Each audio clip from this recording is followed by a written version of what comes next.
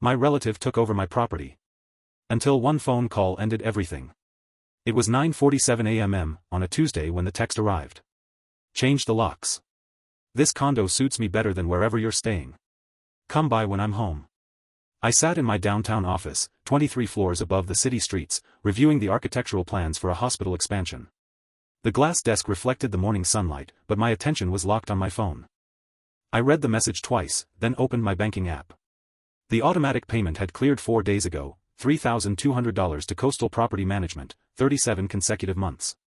3 years ago, my sister, Linnea, had asked to stay temporarily at my beach condo. Her marriage had collapsed, and she needed space.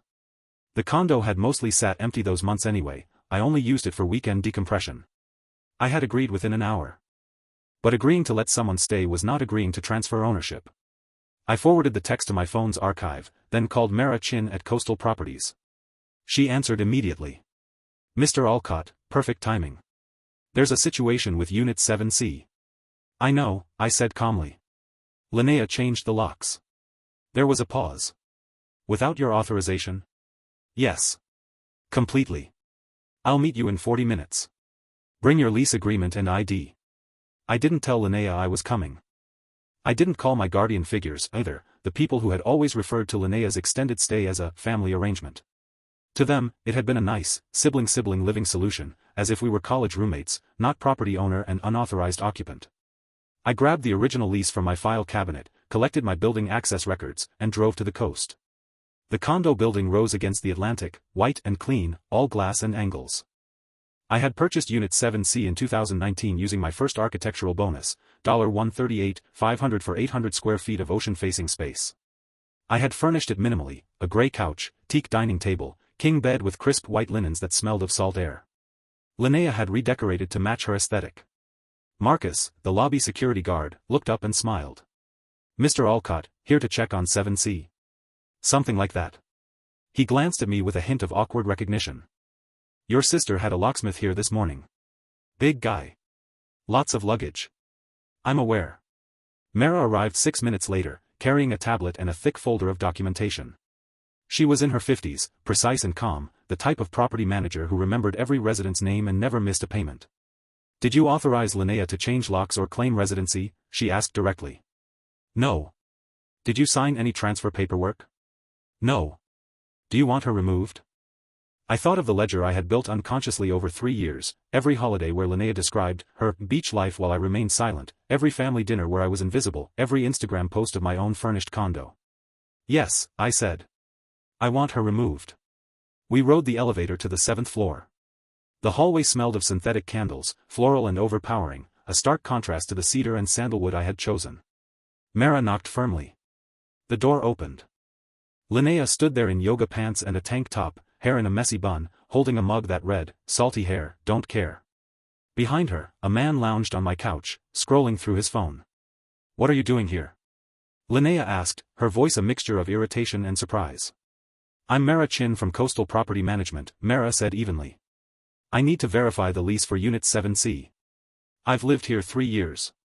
My brother let me stay. It's a family arrangement. So, no signed lease? Mara asked.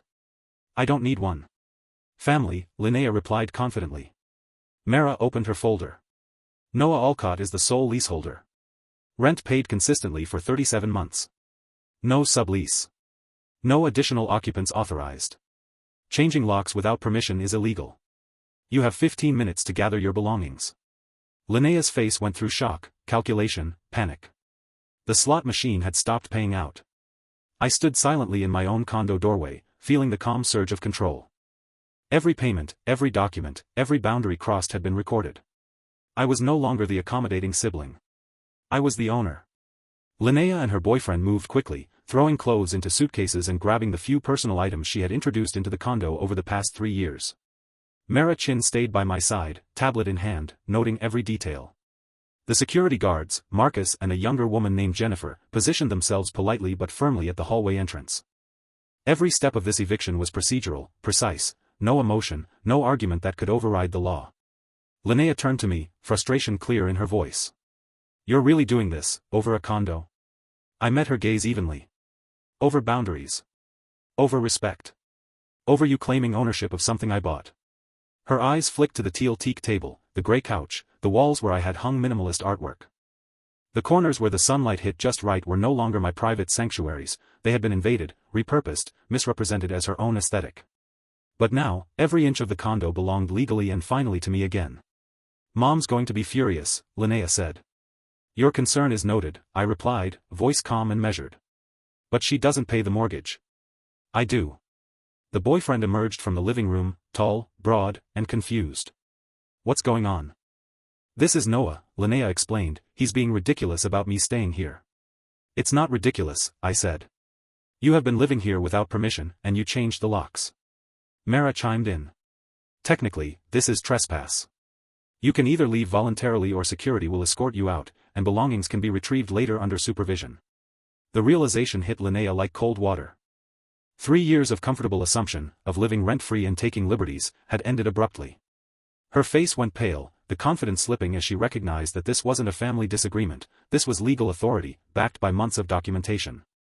I'll need 15 minutes to pack, she said finally. You have 30, Mara corrected. Building policy during disputes. As Linnea and her boyfriend scrambled to finish, I observed every detail. Beach-themed decorations she had introduced, signs proclaiming, seize the day and sandy toes, salty kisses, the grey couch with a stain shaped like Australia, they were now relics of her assumption, not my life. Once everything was packed, the elevator doors closed behind them, and I took the condo back fully into my possession. Mara handed me a new key. I recommend a smart lock system, she said. You'll control access codes now. Also, long-term guests over 14 days without written approval violate your lease. I nodded. Noted. Alone in my condo, I opened the sliding glass doors to the balcony.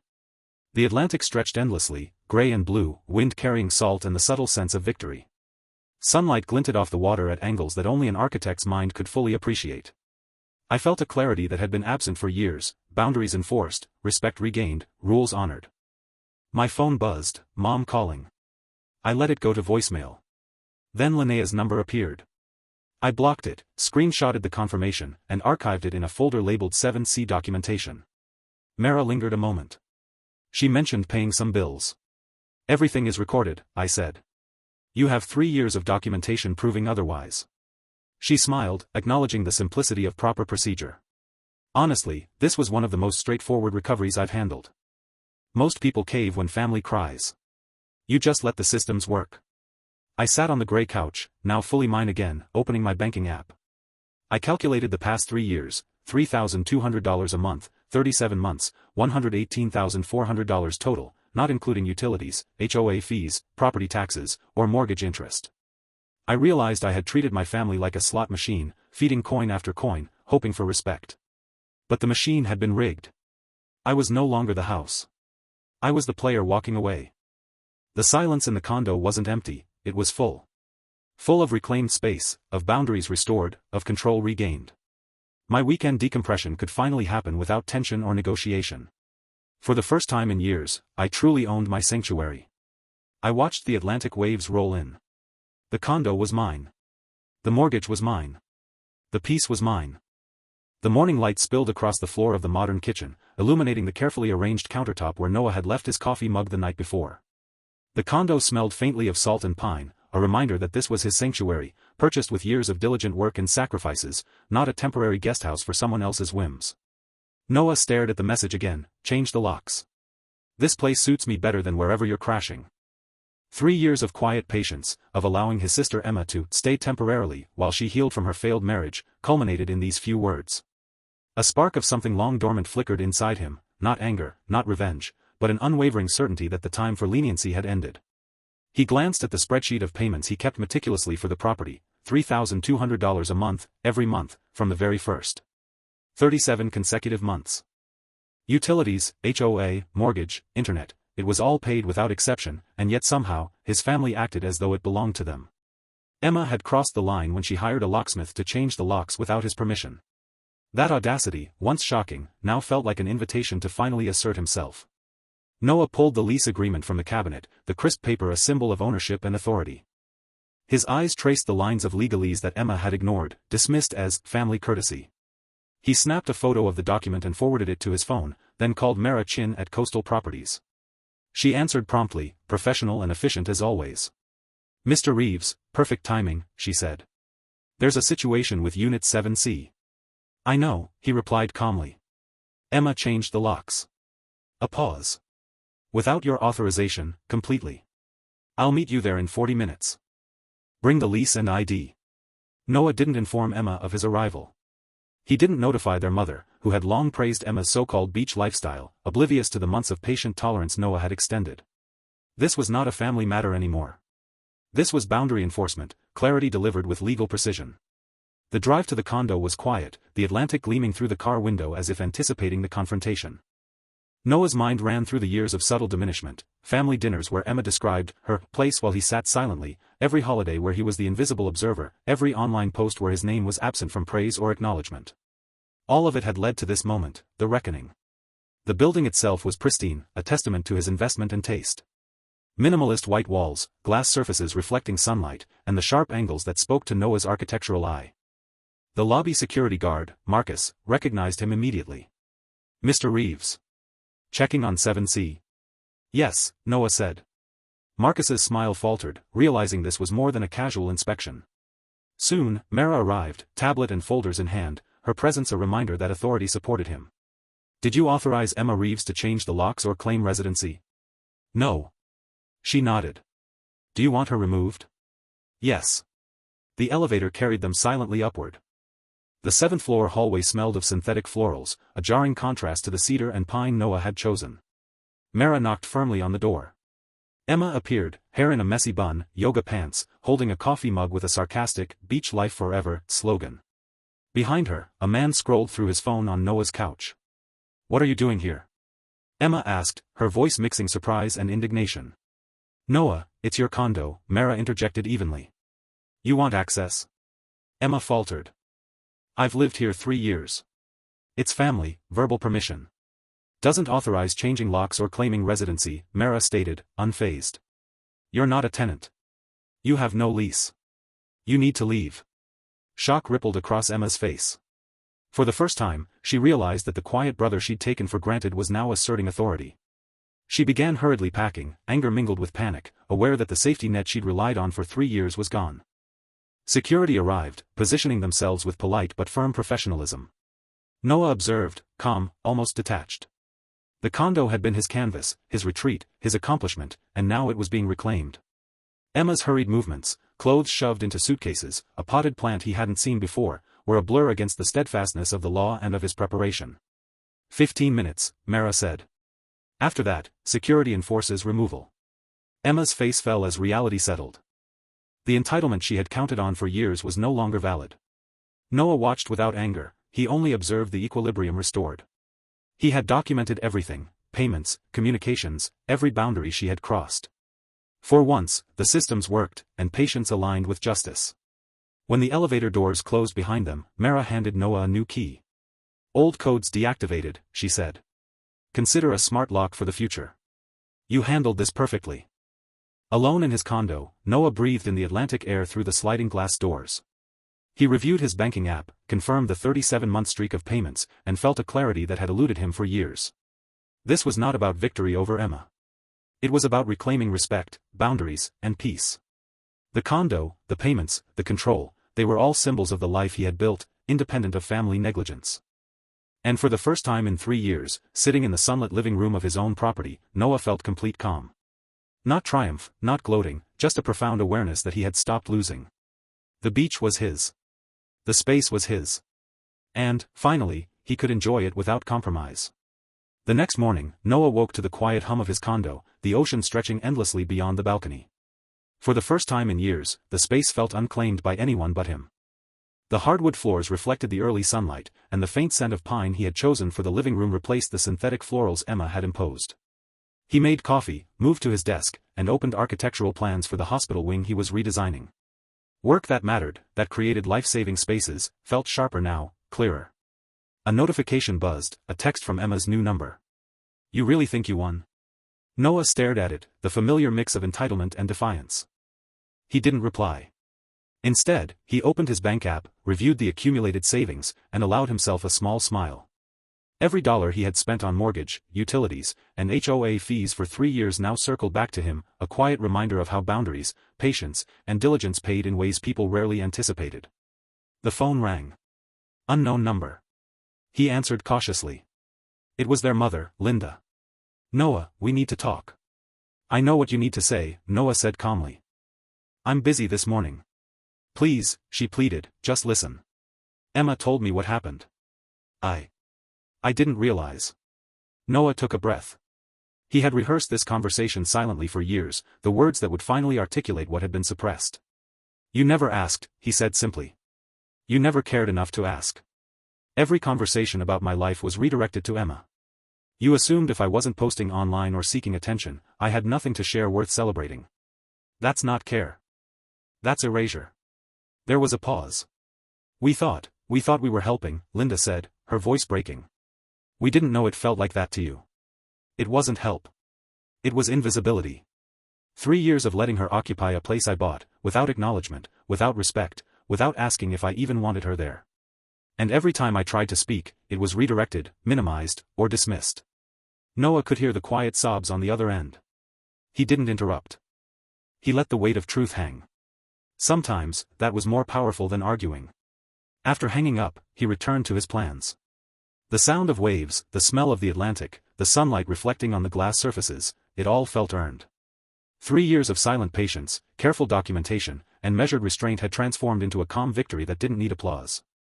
He had enforced boundaries legally, morally, and ethically. And that was enough. He took a long walk along the beach that afternoon, observing the rhythm of the waves. He reflected on Emma's frantic attempts to retain control, on the privilege she had assumed, and on the stark contrast between entitlement and responsibility. The people who took for granted often underestimated the patient, observant, and disciplined. Noah had learned that lesson early in life. And now he saw it clearly applied: systems, rules, and diligence can restore fairness where emotions and assumptions fail. Returning to the condo, he opened the balcony doors, letting in the salty breeze. The unit was his, legally and morally. He could finally enjoy it without compromise. He allowed himself to imagine future weekends here, reading, sketching designs, hosting small gatherings with friends who appreciated the space for what it was. The condo wasn't just property, it was a symbol of respect earned, boundaries enforced, and patience validated. Later that evening, he checked the mailbox. No letters, no notices, nothing from Emma, Linda, or anyone else. Silence had become a companion he welcomed. He made dinner, a simple pasta, and sat by the window, watching the ocean fade to gold. The city lights twinkled in the distance, but here, in this reclaimed space, everything felt aligned. Every detail, from the teak dining table to the ocean-facing windows, reminded him that effort, integrity, and careful planning could reclaim what had been taken. As night fell, Noah reflected on the 3 years of quiet endurance. Each payment, each boundary reinforced, each observation documented, all converged into this serene triumph. Not out of cruelty, not out of spite, but out of fairness, justice, and the patient insistence that his life, his achievements, and his space mattered. The ocean whispered softly. The condo, the property, the autonomy, it was all his. And finally, Noah realized the most profound victory wasn't in seeing Emma leave or watching his family recognize his value. The real triumph was in reclaiming peace, boundaries, and dignity on his own terms. No one else could grant it, he had built it himself, brick by brick, payment by payment, choice by choice. Weeks passed, and the calm Noah had reclaimed in his condo only deepened. The Atlantic mornings became his ritual: coffee, sketching designs, reviewing hospital blueprints, and noting ideas for his upcoming projects. Each wave crashing against the shoreline seemed to mark a beat in the rhythm of autonomy he had fought so hard to secure. For the first time in years, he felt the rare, sweet satisfaction of being in control of his own life, unmediated by assumptions, misunderstandings, or the entitlement of others. Then, a message arrived, not from Emma, not from his parents, but from someone unexpected, a local journalist, Leah Cranston. Noah Reeves? Architectural visionary and property rights advocate? Would you be willing to share your story about reclaiming ownership of your condo? Noah stared at the screen. His initial instinct was hesitation. His life had always been private, deliberately so. But the journalist's angle wasn't salacious or accusatory, it was about justice, responsibility, and accountability. He considered the months he had spent documenting every detail: payments, communications, professional decisions, and the way he had patiently enforced boundaries. There was a lesson in it. A story of integrity and discipline. He agreed. Over the next 2 days, Noah met with Leah at a small cafe overlooking the coast. Sunlight bounced off the water, casting patterns across the table where they sat. As he recounted the 3-year saga, he noticed something remarkable. Each time he explained the logic, the patient planning, and the quiet enforcement of rules, he felt lighter. He wasn't telling the story to embarrass Emma or his parents, he was telling it to highlight how fairness, preparation, and calm assertiveness could resolve conflict in a way that raw emotion never could. Leah listened intently, taking notes, occasionally nodding. "What struck me," Noah said, "was how easy it is for people to assume ownership of what isn't theirs when boundaries aren't enforced. It's not just a condo or a lease. It's respect, recognition, dignity. And when those things are ignored for too long, people develop a false sense of entitlement." Leah smiled. "Your story isn't just about property. It's about reclaiming power over your life. And in a world where people often let family, friends, or circumstance dictate their peace, that's inspiring." The article published a week later. Noah's story went viral in local circles and among professional networks. The headline read, "Architect Reclaims Condo After Sister's Unauthorized Occupancy, A Lesson in Boundaries and Justice." Responses poured in, colleagues congratulating him, young professionals thanking him for demonstrating how patient diligence could create fairness, and even strangers sharing their own experiences with entitlement and family conflict. Noah didn't feel pride from recognition or approval, he felt a quiet confirmation that his actions had been just, ethical, and effective. Meanwhile, at home, Noah's parents had finally reached out. Calls, texts, hesitant apologies, Linda and her husband tried to bridge the gap, to understand how they had been blind to his life. But Noah realized he didn't need validation. He had already built a life that was meaningful, sustainable, and fulfilling. Any reconciliation would need to acknowledge the respect he deserved and the boundaries he had enforced. Anything less would be performative, and Noah had spent years proving that patience, precision, and principled action mattered far more than empty words. Emma tried once more, sending a long message explaining her own version of events, claiming misunderstanding and her own struggles. Noah read it, then archived the message without replying. Her entitlement, her assumptions, and the years of passive disregard for his life were no longer his burden to manage. He could observe, document, and act within reason, but he didn't have to carry the weight of her excuses or self-justifications. 3 months later, Noah hosted his first weekend gathering in the condo since reclaiming it fully. Friends came, colleagues, former students, and close acquaintances who appreciated his achievements and integrity. They sat around the teak table he had restored, drank wine, laughed, and shared stories. For the first time in years, Noah felt the space alive in the way it was meant to be, open, joyful, and fully his. Each conversation, each smile, reinforced that fairness, preparation, and assertiveness had tangible, satisfying outcomes. At night, standing on the balcony and looking out at the Atlantic, Noah reflected on the transformation. The condo wasn't just property. It was a testament to endurance, clarity, and the power of enforcing personal boundaries. The sense of victory wasn't derived from someone else's recognition but from the knowledge that he had acted consistently with his principles. He had built a life of respect, autonomy, and achievement, unshaken by the misguided assumptions of others. And in that calm, endless moment by the ocean, Noah understood the rare, intoxicating satisfaction of justice done right, measured, ethical, and absolute. It wasn't loud or performative, it was real. The realization didn't come all at once. It arrived quietly, the way clarity usually does, without drama, without witnesses. Noah was standing in the kitchen one evening, rinsing a wine glass, when it struck him that he no longer checked his phone with tension. No anticipation. No defensiveness. No readiness to explain himself. The reflex was gone. That was when he understood, the conflict had ended not when Emma left the condo, not when the locks were changed, not even when the article went viral. It ended when he stopped waiting for someone else to admit he had been right. For years, he had believed fairness required acknowledgement. An apology. A moment where someone would look at him and say, "You were right. We underestimated you." But real justice, he learned, didn't ask permission. It didn't require agreement. It functioned independently of other people's readiness to accept it. He poured himself a glass of wine and stepped onto the balcony. The Atlantic was calm that night, dark and endless, reflecting scattered city lights like fragments of possibility. He thought about how easily his life could have gone another way, how close he had come to accepting quiet resentment as normal, to paying indefinitely for other people's comfort while minimizing his own existence. He had been underestimated because he was quiet. Because he didn't broadcast his sacrifices. Because he solved problems instead of narrating them. People mistook his restraint for weakness. His patience for permission. His silence for consent. And he let them, until he didn't. His parents eventually came to visit. Not together. Not confidently.